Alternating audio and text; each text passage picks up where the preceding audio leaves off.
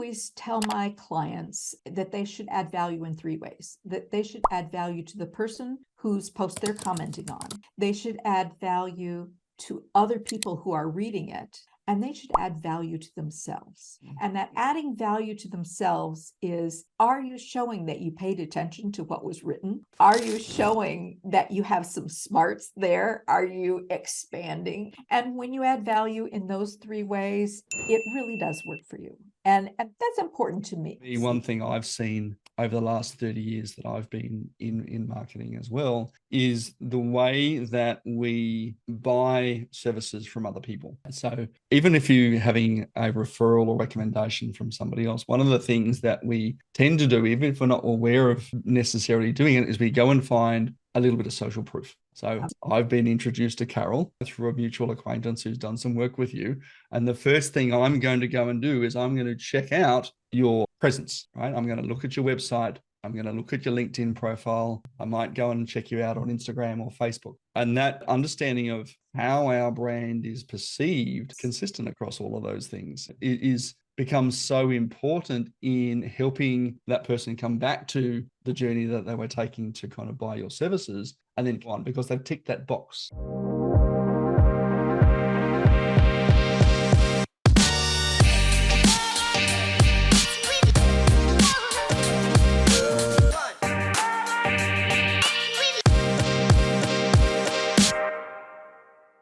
Let's get into it. Hey guys, welcome back to another episode of More Clients, Less Effort. I have an amazing guest today. CAROL KAEMMERER turned terrible news into an amazing opportunity. And so we've all seen it in movies and know it in real life. But Carol was the unfortunate beneficiary, maybe, of a surprise downturning in a Fortune 500 company where she served as a consultant. But Carol discovered that her 20 years of marketing communications experience provided the perfect setup for helping professionals set up their online brand. And recognizing adversity, opportunity in adversity, Carol made the pivot, and recognizing that LinkedIn is a weak link for online reputation for many executives, Carol's now helps C-suite executives and senior leaders use LinkedIn powerfully. Now, Carol's written an amazing book as well, LinkedIn for the Savvy Executive, which I'll get you to hold up in a sec, Carol, and we're going to put some details about that in the show notes as well. It's now been published in its 2nd edition in 2021, which enabled American Reporter magazine to recognize Carol as one of the top 6 personal branding experts in the world, which is an amazing achievement. Carol's a professional member of the National Speakers Association, a certified virtual presenter, advisor to the C-Suite Network, which is where we met Carol, and an esteemed faculty members of its Thought Council and Women's Coaching and Consulting Councils as well. Carol, welcome to the show. It's so fantastic to have you here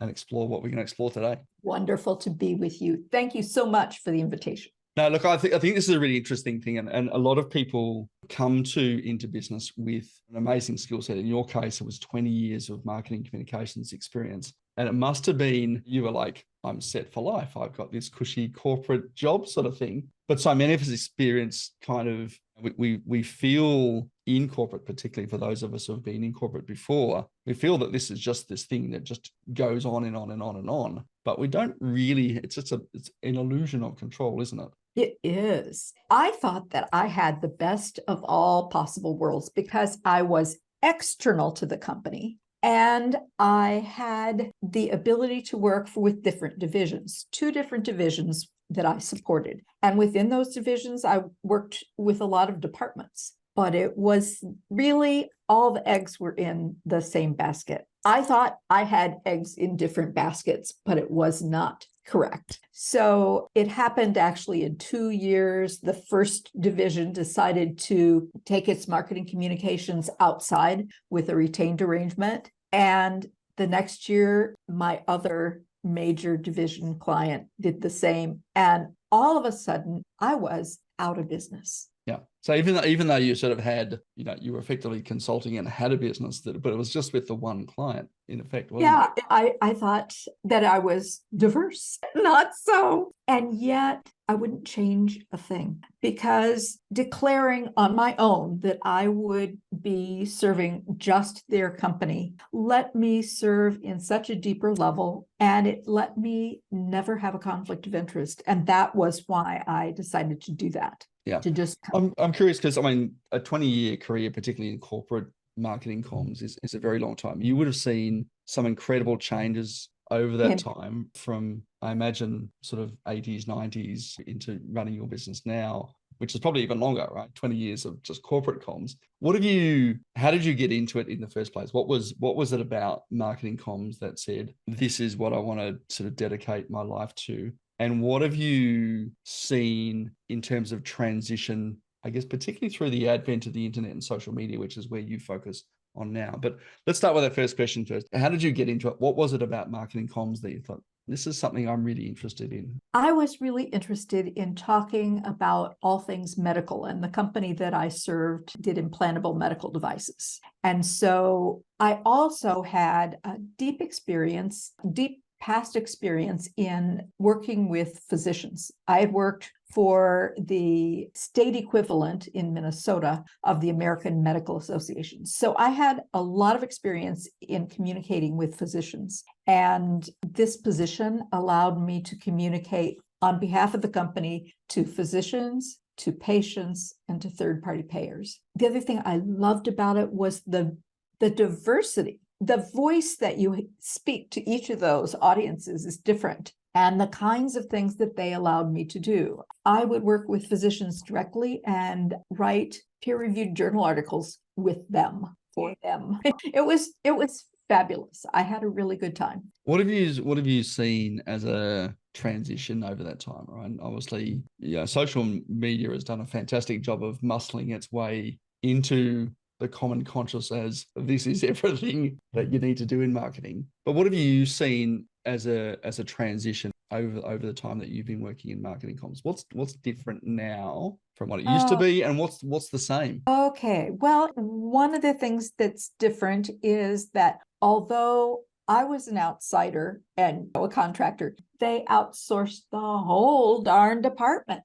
And that was really different. When I worked with this one division that is just new, they let me do everything. I got to do strategy. I got to plan international launches, and each little component of that they let me do as a contractor. It was fabulous. I had the best time. And then I worked with also the larger division that had long-term stability. And what I noticed was that they carved out just little, you write our draft. And instead of letting me shepherd it through the review process and getting to know all the people, and that was what the internal people did. So, and now I don't know what they've done, whether they're back to having internal people or not. I think I see that in corporate and government as well. We've got to recognize that there's this cycle that people go through, right? Yeah. And sometimes they're going to insource everything. Other times they're going to outsource everything. And we've got to ride these cycles on and potentially even be aware of these. I know for you, when you, I guess, lost your job as a consultant there, that you turned to LinkedIn and said, okay, well, this is the platform that professionals use, right? And you became a serious student of LinkedIn, checking out every webinar and watching training videos and learning from yourself. So you knew the algorithms for the profile. But where you are now is almost an accident of just happened to be that first to market in like, I need to learn about LinkedIn. And there's other people going through the same challenges that I have. Absolutely. So it is really interesting. When some people ask me, how did I get to do this? It's like, well, it just kind of happened. So the studying part, that didn't just kind of happen. I knew that was the next step because my network was all within that company, and I had no network, and I had no brand recognition, no recognition of what I could do external to that company. And those were things that I knew that LinkedIn could do for me. What I was going for was a corporate position. Well, this outside thing didn't work. Let me get inside. But instead, I reached out to people that I had worked with for all those years. And I said, sit with me. Let me show you what I'm learning. This is so powerful. And we work on their profile a little bit. And pretty soon they started sending me their friends who all wanted my service, my writing skill, my ability to use what I had learned on LinkedIn to help them get their next job, help them move to the next level, whatever it was that they were needing. And instead of continuing to pound on this corporate door and that corporate door. I decided that I would listen to the voice that was calling. I had people who wanted what I could do for them. Yeah. It's really And interesting. I think so many of us find ourselves through personal adversity, like you did, discovering that we need to learn a skill or apply a skill in a slightly different way than potentially we had done before. And then just showing other people that skill, other people are going through that same thing. So as you say, you stopped pounding on the door and you started helping other people who wanted to pound on the corporate door for the next promotion yes, or the next job as well, right? yes. And changing that whole dynamic, I think, is a really important thing. One big takeaway I've got a nugget that I want to sort of draw out again from what you said is the importance of personal branding. And I think for me, one thing I've seen over the last 30 years that I've been in marketing as well is the way that we buy services from other people. So even if you're having a referral or recommendation from somebody else, one of the things that we tend to do, even if we're not aware of necessarily doing it, is we go and find a little bit of social proof. So I've been introduced to Carol through a mutual acquaintance who's done some work with you. And the first thing I'm going to go and do is I'm going to check out your presence, right? I'm going to look at your website. I'm going to look at your LinkedIn profile. I might go and check you out on Instagram or Facebook, right? And that understanding of how our brand is perceived is consistent across all of those things. It becomes so important in helping that person come back to the journey that they were taking to kind of buy your services and then continue on because they've ticked that box. And I couldn't tell you the number of times that someone's gone to my website and said, "Oh, I really like your website, Tim.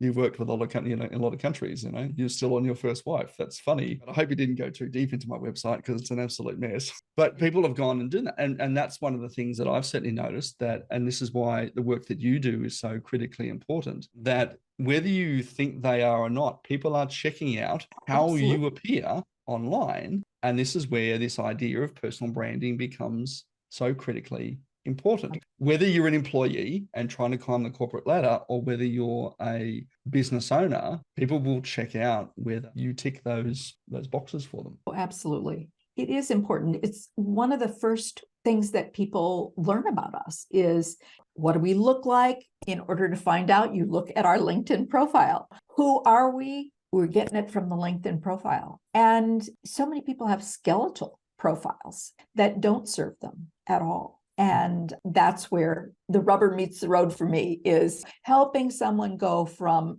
a negative of, well, it's a profile, but really, this is not working for you, to, oh my gosh, not only can people find you by name, which of course you would expect, but opportunities are finding you because you have such good text that the keywords are floating to the top and you are ranking well on that keyword search that's being done. Yeah, I think that's this important thing, right? You've got to remember that anything you do with a prospect, again, prospective employer, prospective client, the content that you put in front of them is going to enhance the relationship, right? Do nothing or detract from the relationship. Now, if it does nothing or detracts from the relationship, why have it at all? Yeah. And you're absolutely right. So many people on LinkedIn have really scarce profiles that don't really reflect who they are, what they're doing. And so when someone goes and checks you out and they go, did that do one of those three things? Did it enhance the relationship? Right? Did it attract or do nothing? In the same way that if you were going to stand around the water cooler on a Friday afternoon and say, "Hey, Carol, what are you doing this weekend?" as people do, and you're going to say, "I'm going to check out that new Japanese restaurant down the road that's just opened. I hear it's really good." And you go off and have your weekend and you go to the restaurant with your significant other. What's the question that you're going to get on the Monday morning, right? When you get back into the office, it'll be like, "How was it? How was it?" And you're going to say, "Oh my God, it was mind-blowing. It was the best dining experience I've ever had." Or you're going to go, yeah, it was all right. Okay. And only one of those three things is going to get the person you're talking to excited about going to make a booking. Yes. And we've got to think about our LinkedIn profiles in the same way, that if someone comes and checks you out, they're going to go, "Oh my God, I want to take the next step with you," or not. Right. And we do all this stuff around content and conversations and connections on LinkedIn as well. But if you're creating great content and someone says, "Oh, that looks really good," and then they click on your profile, they go to your profile and there's not much there, or there's no next step, it seems to be missing a point, right? Right. It is sad. one of the things that really motivated me to become a LinkedIn expert, once people had identified me as a LinkedIn expert, was that way back in 2008, I had 3 executive friends who lost their jobs. And that was not uncommon. So a year later or so, as I saw them each individually, I said, well, so where did you land? And each of them looked at their feet for the longest time, then kind of cleared their throat and kind of brought their eyes up and said, well, I guess I've retired. I couldn't understand that until in 2011, I lost my position. And then I realized what they'd missed. They missed that paradigm shift between what color vellum are you using for your resume and what font are you using, to people don't care about that so much anymore. They're looking for you online first. It's the paradigm shift that so many of us in marketing communications haven't realized, which is digital first before print. People want their information right now. And none of those people had learned how to use LinkedIn. When I figured that out, that was my clue that my why was to make sure that that didn't continue to happen to people, because those friends were not close to retirement age. Those friends had kids in college that they needed to finish putting through. Yeah. It was really an incredible loss to the world that they lost the leadership of those people because they lost heart. So I consider part of my why is to make sure that we don't continue to lose people just because you have a merger of 2 companies and they can only have 1 CIO. All of those things that spit people out at 50 plus, and then they feel like they're done. Well, life's more exciting than that. We should make it possible for people to continue to contribute to the world of work as long as they want to. Yeah, I completely agree. What do you think? Because I'm going back to probably 2009-ish, maybe 2010, when I first started to look at how I would transition from my corporate career into consulting work. And I recall having a conversation with a mate of mine in Melbourne who said, okay, well, if we're going to do this, someone's going to come and check us out and see what our credentials are. And so we need to make sure that what they look at, right, ticks the box. Yes. And I'm sure we made a ton of mistakes. But what are the most common mistakes that you see people make with LinkedIn? It's not understanding that it's a marketing tool for yourself.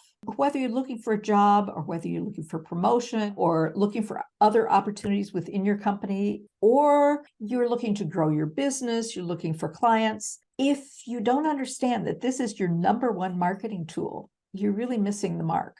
Because even if you're a business owner, people want to buy from people rather than companies. And so when they want to know about your company, what do? They come and look at you. So the people who have a headshot that is from somebody else's wedding and they've got the arm on the shoulder that belongs to somebody else. Yeah, and that person's cut out a little bit. Yeah, that doesn't work for me. The people who have no background banner, that LinkedIn banner that's empty. I heard somebody describe today, it looks like you have abandoned your profile, because it has no message and it's the biggest space you have. So it's like, what are we communicating here? Then there are the people that go with the standard headline. So I had a gentleman who met with me today to see what I could do with his profile. And I said, well, general counsel, that is a great, great job. But general counsel for one kind of company doesn't really do the same thing as general counsel for another company.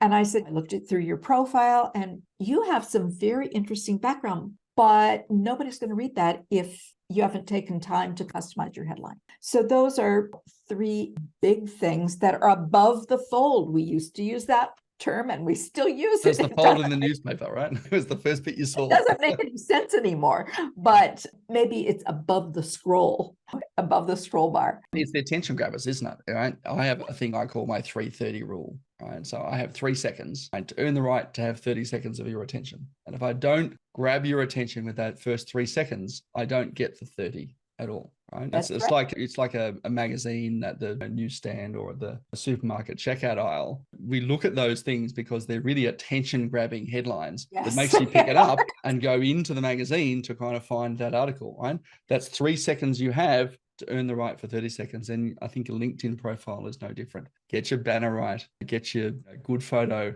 right? And get a clear photo, right? Yes. Go and invest in the professional photography, people, please. Right. Yes. And that little byline that appears, which LinkedIn has now made a little bit longer, which is good. Yeah. Use that to your advantage, because that's that 3 seconds that allows you to earn the right for someone to go and read your about section, and read your history and read your testimonials and recommendations and things that you're interested in. Now, I know you have a system. I want you to share this, because for you, you've got a signature principle that sort of you use in terms of how you use LinkedIn to attract business to yourself as well. Share with us a bit of that system and how you use it to get more clients with less effort. Absolutely. I love to write. That's why I was in marketing communications. So I share every day on LinkedIn. And usually what I'm sharing is I have 6 years of long form posts. I posted every month. And most of them are evergreen. And so I can tee them up in different ways. And that keeps me always in the feed. I'm learning some interesting different ways to post, and maybe I will adopt some of that too. But the concept of posting every day is important to me because I want people to be able to find me, and I want to be top of mind. My post today was about being top of mind. And especially now that so many of us are working from home, at least part of the time, being seen is hard in public, but it's easy on LinkedIn. So it's like, you can do it. So that's part of my signature. The other thing is that I continue to follow up with my clients over the years, and I continue to get referrals from them that way. One thing that you do that I really like is this system part. You've just sort of touched on it very briefly there. Paying attention to others. That is paying attention to past clients. Yes. Saying, hey, how are you going? What are you doing right now? But talk to me more how else you pay attention to others. What does that mean in context? Okay. So when I see someone who's dear to me, who has posted something that's worthy of comment, I will spend really quite some time, some 15 minutes, trying to figure out the exact thing that I want to say back to them, because I know that LinkedIn doesn't honor any comment under 5 words. So many of those comments that people receive, like congrats or you go girl, great post, thanks for sharing, none of those count for whether the post that you've written is going to have another spin on the wheel. In order for it to count, it has to be 5 words and it has to look like conversation. And so I do a couple of things. I tag the person so they know that I've responded, because LinkedIn notifies them. I have read the long form post that they've posted, and I say, wow, point 3 really speaks to me because I've seen it in this new situation. So I take time to write yes and kind of comment to allow the conversation to expand a little. And also when people comment to me, I try to milk it for all it's worth. I say, yes, I appreciate that. And the reason that I do that is because I think you make such a good point, though, because it's so much about creating depth of conversation, not just number of conversations. Like you and I both received them, and I'm sure many of our listeners do as well. The post, the comment or the friend request that says, hi, here are my list of services. Let's chat because we should be great partners. I'm like, well, hang on a second. Let's get to know each other first. So it's not, whilst it is a numbers game to an extent, we can tip the odds in our favor a bit by actually starting to be genuine. And as you say, paying attention to others, adding value into conversations. And other people start to see that, because it's not just a great post, but every time you comment on someone else's content, right? Your photo, your job title, and your little bio appears over every single one of those comments. And so it's not even, and someone else reading and goes, geez, Carol seems a bit smart. I need to connect. I keep seeing her pop up on this feed, right? She seems to know what she's talking about. So I always tell my clients that they should add value in three ways. That they should add value to the person whose post they're commenting on. They should add value to other people who are reading it, and they should add value to themselves. And that adding value to themselves is, are you showing that you paid attention to what was written? Are you showing that you have some smarts there? Are you expanding? Are you adding value? And when you add value in those three ways, it really does work for you. And that's important to me.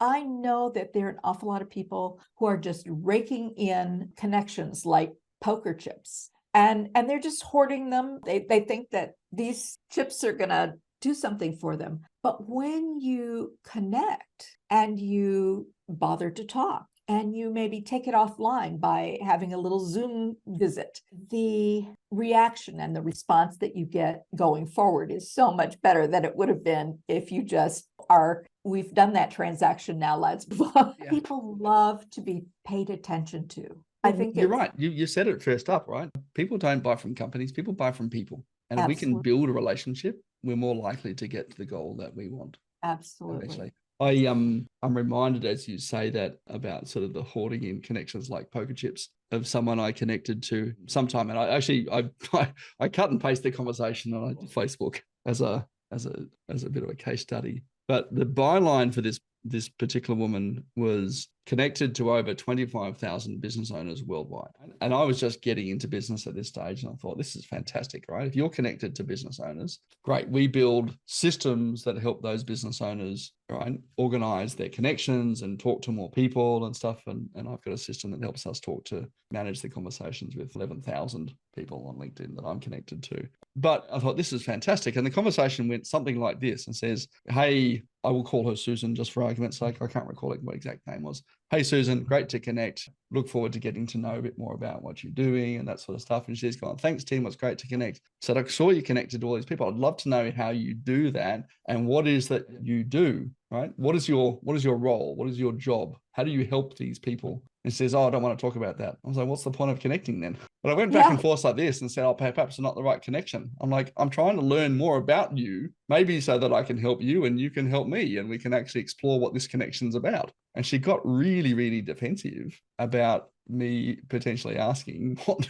she actually did. Oh my. What's the point of this? And we get some really weird ones. I think that was one of them. But why sort of put yourself out to say that I'm connected with all these people if you're not open to a conversation about it? Says, I prefer to get to know people. And I said, this is great, but this is a business platform. Okay. So it's not unreasonable that I actually ask what you do. Right. If this was Facebook, I might say, what are your plans for the weekend? And how's your dog? But it was a really weird conversation. I think there's all sorts of strange cats everywhere, but this was just one but it's okay to have this conversation. But I do agree with you. Pay attention, add value where you can. And even if you disagree respectfully, say, this is what I've seen. This is my experience based on your points. But aim to go deeper. Definitely think aim to go deeper. And that's my big takeaway from how you're paying attention to others. Yes. I just think it's a nice thing to do too.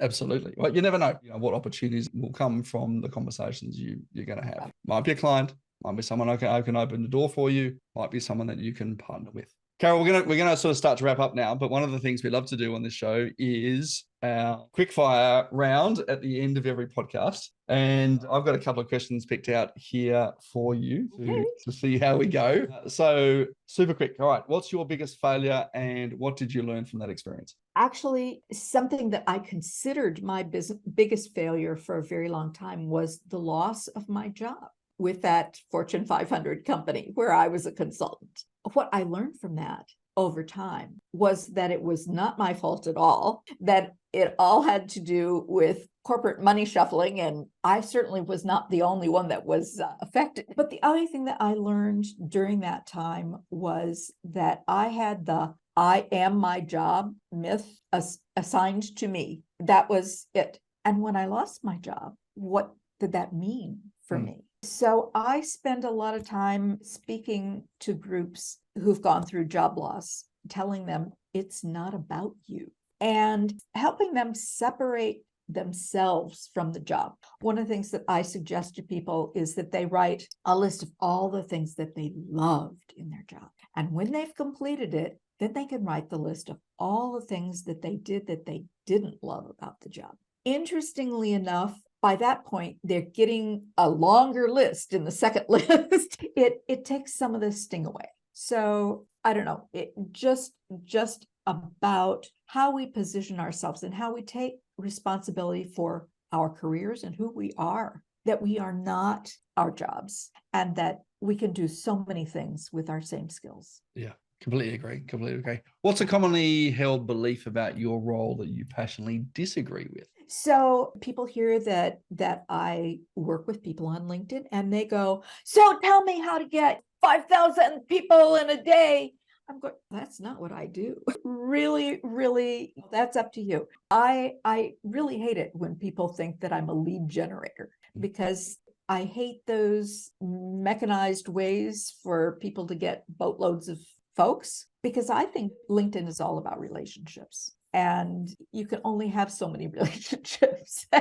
Yeah, more is not necessarily better. No, in this case. no. Right. If you won $10 million tomorrow, what would you spend it on? Okay. Well, I would probably book quite a few trips around the world. I would come to Australia and I would visit my Australian friends. But a big chunk of what I would win would go toward providing clean water wells in areas of East Africa where there is no access to clean water. I'm on the board of a charity called Water to Thrive. And in the areas that we serve, women and girls are walking 4 to 6 hours a day. And the water they come back with has been wallowed in by hippos and such. You can imagine the quality of the water. And they don't have the fuel to boil it. They just let it settle. And then they kind of skein off the leaches and the things that they can see. And that breaks my heart. And so I would really fund quite a few wells. Fantastic. I love that. It is so much about, if we're creating opportunity, let's share and create opportunity for others as well. I think that's a really amazing and worthwhile cause for your life's work. Carol, how can we connect with you? Where can we find you online? Okay. The key to it all is figuring out how to spell this terribly hard last name, Kaemmerer. So let me teach you how to spell it so you can look me up. It's Kaemm, like Mickey Mouse, ERER. So I love that. We'll make it a bit easier. We'll put your links to your definitely look up Carol. Let's put not too many Carol Kaemmerers on LinkedIn. Convenient. And also my website is carolkaemmerer.com. Fantastic. We will put links in the show notes that you can go and find those. Guys, Carol, thank you so much for sharing so many valuable on LinkedIn today. It is an incredibly powerful platform if it's used correctly. And I think you've shared some absolute fantastic tips on how to go about that today. And I appreciate sharing candidly your knowledge and experience over a very long time in marketing communications and leveraging LinkedIn platform to help grow your personal brand and your business. Guys, thanks again so much for joining us on today's episode of More Clients, Less Effort. We'd love it if you shared, followed, liked. There's 3 dots at the top of the phone there. You can click on and do any of those things. And we look forward to seeing you on another episode real soon. Thanks for joining us.